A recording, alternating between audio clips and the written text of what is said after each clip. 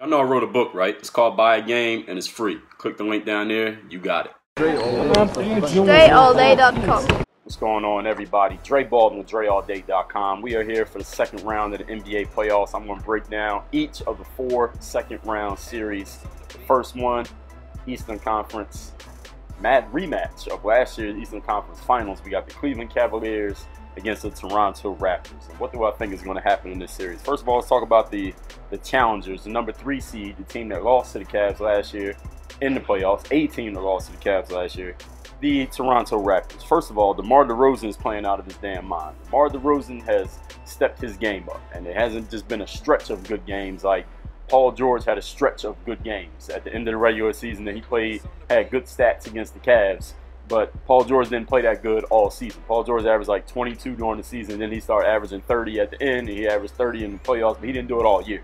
DeMar DeRozan did it all damn year. He's been playing really well. I mean, DeMar DeRozan, he said, I read an article, he was talking about how he loved Kobe growing up in Southern California. He idolized Kobe, and he took a lot of Kobe's stuff and tried to put it in his game and his way. And he's been doing it damn well, at least the scoring part he's been doing. So DeRozan is going to be the guy for the Raptors in this series. And I think he's going to keep scoring the way he's been scoring, putting up 30-some a game, because it looks like the Cavs are going to put J.R. Smith on DeRozan, just like they were putting J.R. Smith on Paul George. Maybe that was to save LeBron's legs. I'm guessing it was just to save LeBron's legs, so he didn't have to put out all that energy on D like he was doing on offense. And they got away with it because they beat the Pacers in 4 games. Now, if that's going to work against the Raptors, I don't know. Personally, I would love to see LeBron just guard DeRozan all game. And if LeBron guards DeRozan all game and actually plays defense like LeBron can play D, which he doesn't always do.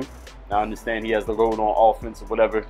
If LeBron did that, DeRozan would not get off on the Cavs, and this series would be shorter than it's going to be if LeBron did that. But that's not going to happen. So the series is going to be what it is going to be. For the Raptors, first of all, let's talk about some additions that the Raptors have that make them a more formidable matchup against the Cavs this year. Number 1, they traded for Serge Ibaka, who can protect the rim. He can make 3-pointers. He's I guess you call him a stretch forward now. He can finish at the rim. He can protect the rim. He can score a little bit in the post. He can knock down those threes. He'll block some shots. He'll grab you 7, 8, 10 rebounds in the game, and that's big. The Raptors are going to need some size down there in the paint.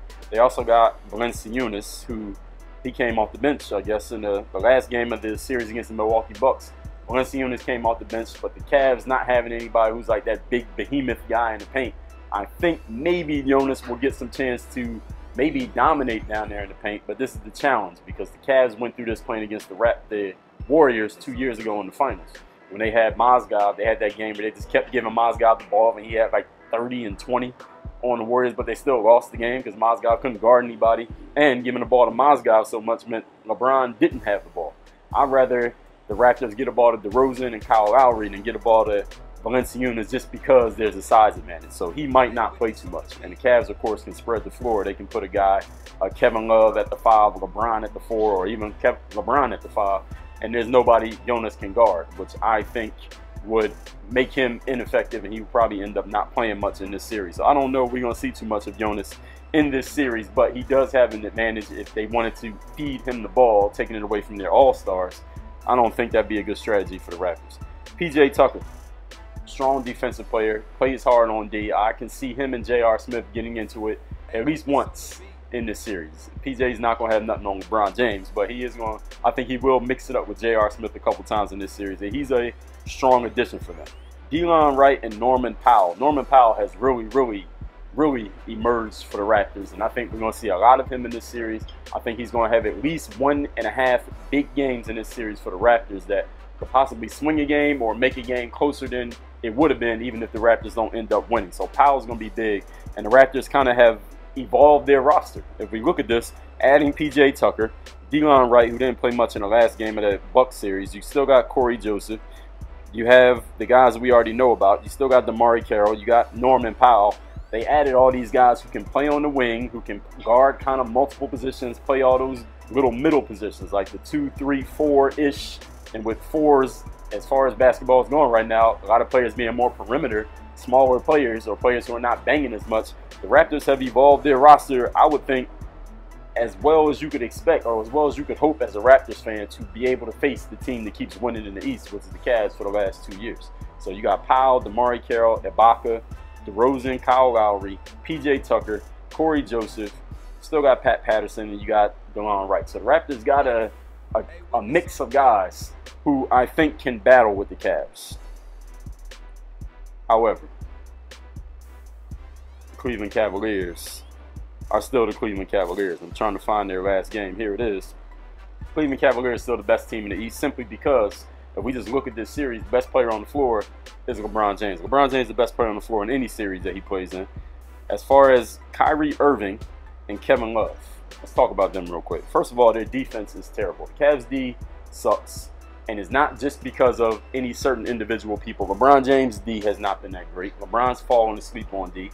He's taken some plays off and some periods of games off on defense, and then people can say, oh, it's because he got so much of an offensive load. I mean, basketball is offense and defense, so I don't really buy the whole thing of this guy's doing so much on offense, it's okay for him to loaf on defense. Whatever your assignment is on defense, you still got to do it. That's part of the game. But either way, it doesn't even matter. All that doesn't matter. What matters is what's going to happen on the court. Number one, LeBron James is the best player on the floor. The Raptors have DeMarre Carroll. He cannot mess with LeBron. The Raptors don't have anybody who can mess with LeBron. DeRozan may try to match him point for point, but DeRozan can only score so many points. The Cavaliers' offense is amazing. Their defense is terrible, but their offense is amazing. Kevin Love can do offensively everything Serge Ibaka can do. He doesn't do it defensively like Serge. He's a better rebounder than Serge when he wants to be. When Kevin Love wants to grab some damn rebounds, he can get you 15 in the game. He has those outlet passes. And Kyrie Irving can score 40, 50 points any given night. And he can score better than Kyle Lowry. But Kyle Lowry's going to score on Kyrie because Kyrie can't guard anybody. Or at least he doesn't guard anybody. Let's say he doesn't. I'm not going to say he can't, but he doesn't. J.R. Smith has not been very good since he returned from his injury. I haven't seen J.R. Smith really do too many good things. And we know what he can do. He can handle it. He can create his own shot. He can finish at the rim. He can make open threes. He can play some good defense. But I'm not a guy who wants to depend on J.R. Smith.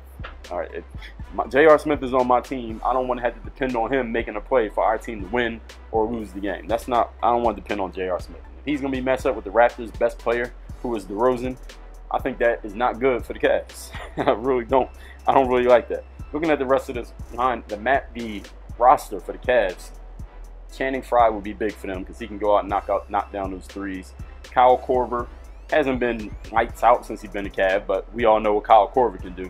Iman Shumpert, I always thought Iman Shumpert had some some positives offensively, but he really doesn't. Watching him last year in the playoffs for the Cavs, like he tries to do the same stuff J.R. Smith does, but he doesn't make shots like J.R. He can't create his own shot like J.R. He's not as accurate as J.R. He can't finish at the rim like J.R., but he is athletic.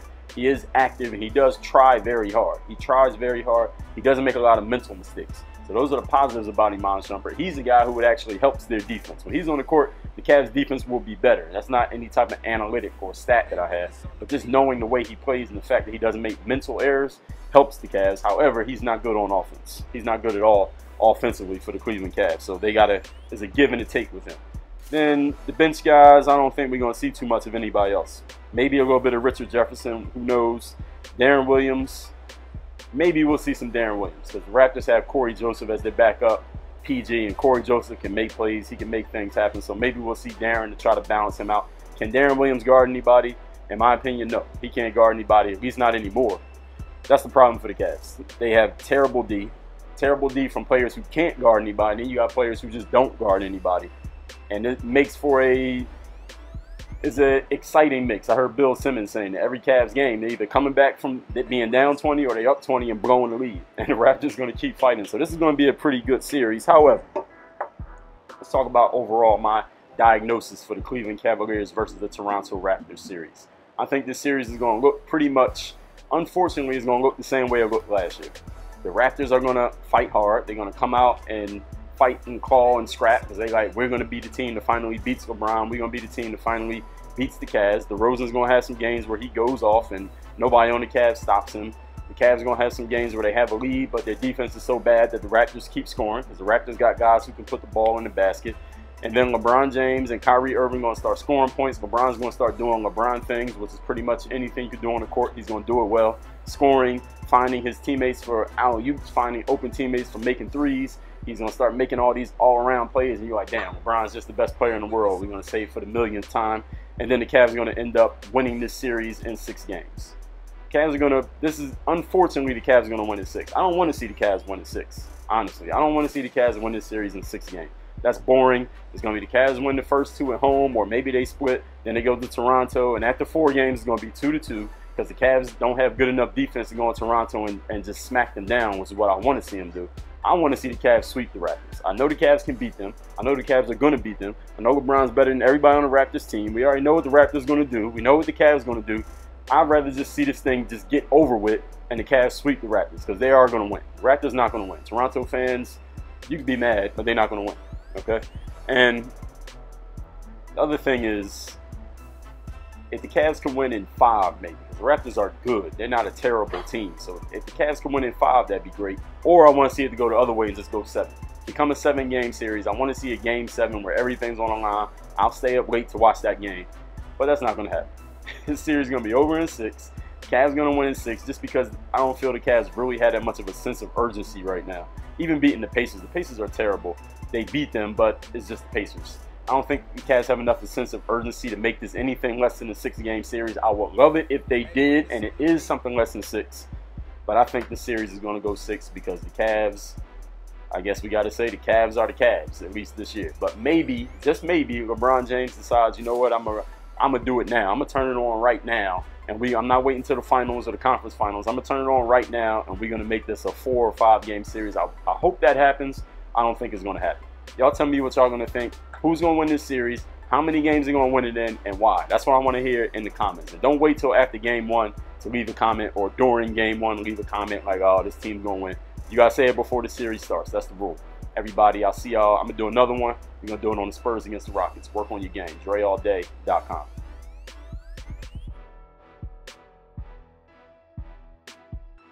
Hey, witness on the beat.